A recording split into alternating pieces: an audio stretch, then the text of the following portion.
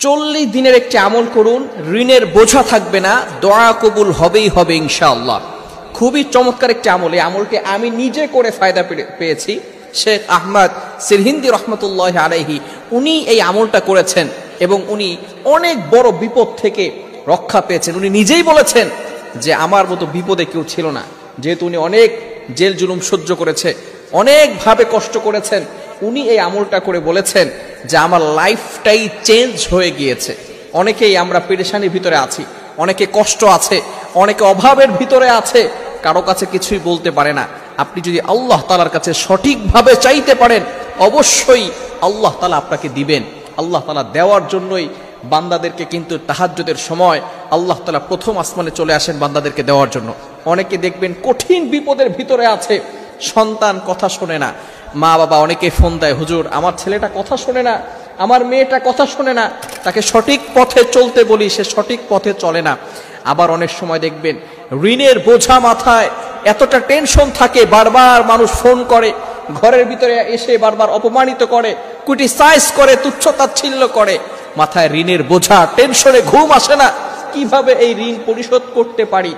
আপনি যদি সঠিকভাবে 40 দিনের একটা আমল করতে পারেন, অবশ্যই আল্লাহর পক্ষ থেকে সাহায্য আসবে। আপনি নিজে এটা করতে পারবেন, 40 দিনও লাগবে না, এর আগেই আপনার দোয়া কবুল হয়ে যেতে পারে। অনেকে আছেন অভাবের ভিতরে দোয়া করছেন, দোয়া কবুল হচ্ছে না।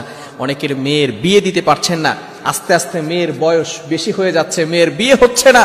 মা বাবা টেনশনে থাকে যখন কোনো মেয়ের বিয়ে হয় না, তখন তারা চিন্তা করতে থাকে কিভাবে আমার মেয়েটার ভালো একটা পাত্রের ব্যবস্থা হবে।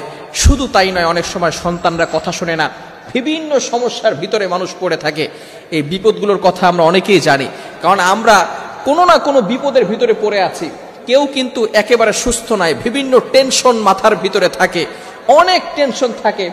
বাসায় যারা ভাড়া থাকেন, বাসা ভাড়ার টেনশন, বিদ্যুৎ বিলের টেনশন, গ্যাস বিলের টেনশন, আরো লাইফের টেনশন, আপনি ফিউচারে কি করবেন, বিভিন্ন টেনশন আমাদের ভিতরে ঘুরপাক খাচ্ছে।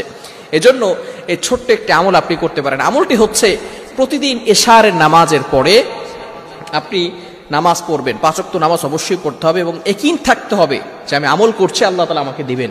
প্রতিদিন এশারের নামাজের পরে আপনি আল্লাহুম্মা সাল্লি আলা সাইয়্যিদিনা মুহাম্মদ, এই ছোট্ট দুরূদটি, আল্লাহুম্মা সাল্লি আলা সাইয়্যিদিনা মুহাম্মদ, এই ছোট্ট দুরূদটি 100 বার পড়বেন।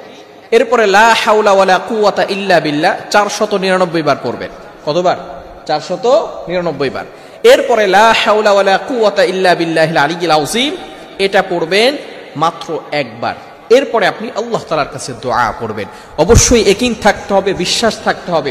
40 দিন যদি আপনি আমলটা করতে পারেন, ইনশাআল্লাহ অবশ্যই অবশ্যই আল্লাহি আল্লাহর পক্ষ থেকে আপনার কাছে সাহায্য আসবেই আসবে।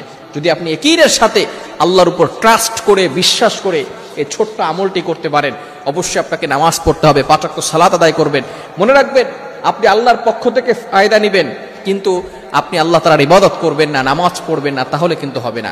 এই আমলটি করতে হলে অবশ্যই আল্লাহর প্রতি ইয়াকিন রাখতে হবে, বিশ্বাস রাখতে হবে, 5 ওয়াক্ত সালাত পরিপূর্ণভাবে আদায় করতে হবে। আবারও বলছি আমলটির কথা, 5 ওয়াক্ত সালাত পড়বেন এশার নামাজের পরে আল্লাহুম্মা সাল্লি আলা সাইয়্যিদিনা মুহাম্মদ, এই ছোট্ট দুরূদটি 100 বার। লা হাওলা ওয়ালা কুওয়াতা ইল্লা বিল্লাহ 499 বার। লা হাওলা ওয়ালা কুওয়াতা ইল্লা বিল্লাহিল আলিয়্যিল আযীম পুরাটা একবার। এরপর আপনি আল্লাহর কাছে দোয়া করবেন।